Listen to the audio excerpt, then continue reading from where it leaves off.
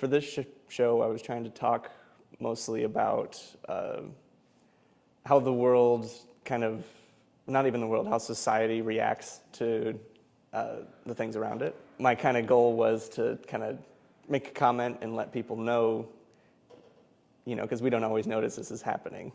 And so I see it all the time. Like, we come here, we go to art school, and we learn about art, but we don't necessarily, can you really teach art to somebody?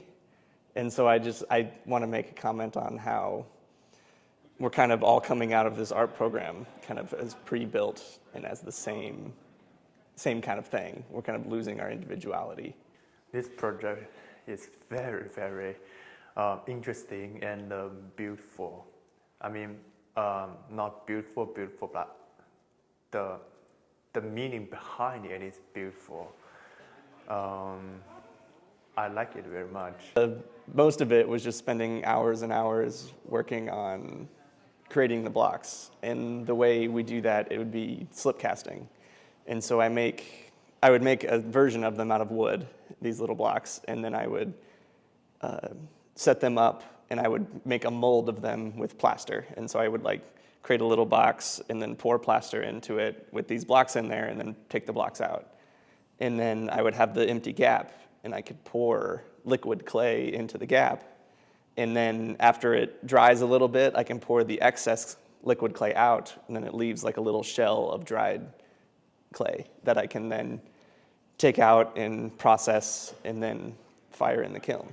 I also did a lot of tough things and put much effort to present art, and that is the connection I had when I saw his project.